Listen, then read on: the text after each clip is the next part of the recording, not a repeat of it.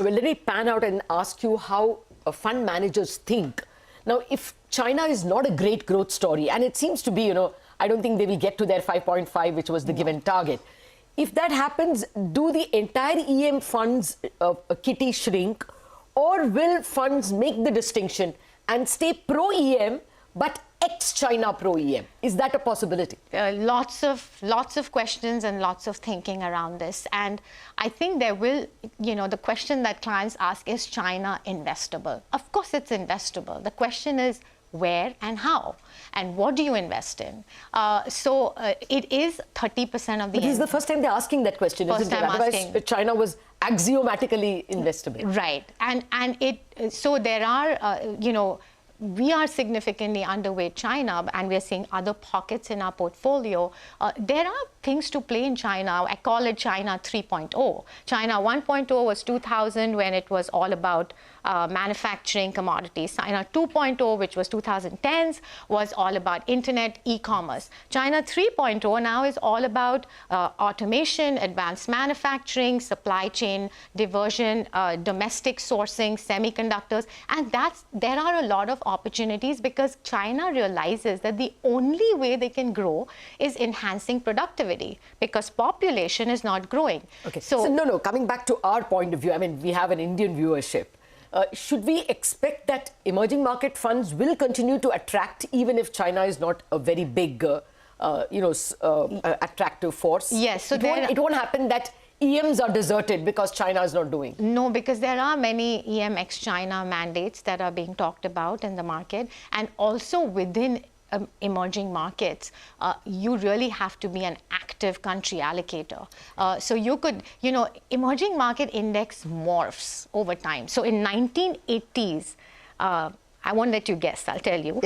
Malaysia was 30% of the emerging market index. Okay. In 1992, Mexico was 30%. There has been no country that has been able to go above 30%. But the emerging market index still compounded 9%. So you expect that India can grab a much larger share? India can grab a much larger share. China reached that peak of 40%, now back to 30%. I think the weight of China in the index has to mean revert downwards, but there will be other players, other markets that will catch up, and therefore being in an emerging market actively managed fund is the way to go. Okay. Well, the larger question that I have to broach, do you see a recession in the West? That is, Europe already is in, US as well. If that happens, does growth in EMs like India continue, or will our growth suffer because of developed market recession? Yeah, so I'll answer it. First, I'll answer the latter part of your question. Yes, if US sneezes, India will catch a cold. So I do not think India is, immune to it. It's very linked.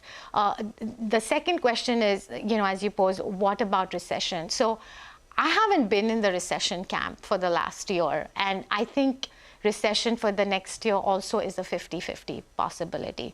Now, why has recession probability gone up? Because of monetary tightening, fiscal contraction, oil is up, there's an oil crisis, and there's no China and Europe to the rescue. That's the reason. But we need to really dig it below. What is really happening in the US is, though past recessions have been caused by some of these issues, there is no excessive leverage like the global financial crisis.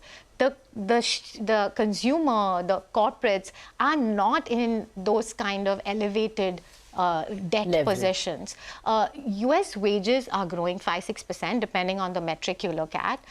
US unemployment is 3.5%. There are wage gains. There will be a slowdown, but there is a lot of internal defenses. And oil prices, yes, they impact the consumer, but they help the producer side of the US economy, where shale is a big part of the economy now. So there are these offsetting balances, and I am not sure if we are 100% getting into a recession. We could soft land.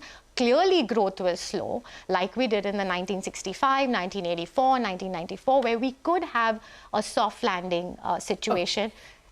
If the Fed were to get very tight, I'd be more worried. Running out of time, so I have to ask you my final question, and I'm banking a lot on this. Okay. If you got $100 today, how would you allocate it?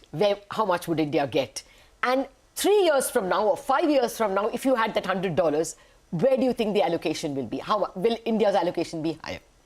So you're saying where would I allocate it, in equities or in every asset? In equities. Everything, okay, everything. So I definitely own some real assets because I think inflation is the name of the game. I mean, it's not going to be 8%. When you say real, you mean commodities and real estate? Commodities, real estate, private equity. Yeah. We're not going to, inflation's not too... Okay, let's keep to equities. I think that'll be simpler. Okay. If you have $100, which equity market? I will definitely invest in emerging markets because I think US is at a 100-year high in terms of performance.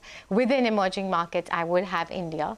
It's 15% of the index today. I'd own much more than that. Okay. I would own Southeast Asia. I would own some pockets of Latin America. I would own pockets of Europe because I think it's decimated. All right. Oh, yes. And 5 years from now, do you think your allocation to India is likely to increase? Do you see enough trends? Yes. I think, like I said, India is 15%. I think India could demand a greater share of the MSCI EM index as this index morphs. I don't know if it'll go to 30%, but I'm sure the trend is up. There are risks, Lata. If oil goes to 120, India is in trouble. If the government doesn't create jobs for the youth, then you cannot have any growth cycle if there's no good employment, if there's a skill mismatch. So those are risks. And India has run up. So we are very conscious Exactly. of the fact. I was going to bring the valuations argument as well. Yeah, very expensive market. But it's keeping up with, the valuations have gone up with earnings going up. Growth. So, and return on equity going up. Now, if that were to change for any reason, there will be a derating. So this is not going to be a straight line up like everything is. Yes. We will be up and down, but I think the structural trend is up. Okay. Regardless of those caveats, I think this is one of the most bullish conversations I've had. We had a lot of conversations on India at 75, but this clearly is ranking as one of the more bullish conversations. Well, we have to call it a day on this edition of Indianomics. Thank you very much for watching. Stay tuned. There's lots more lined up for you.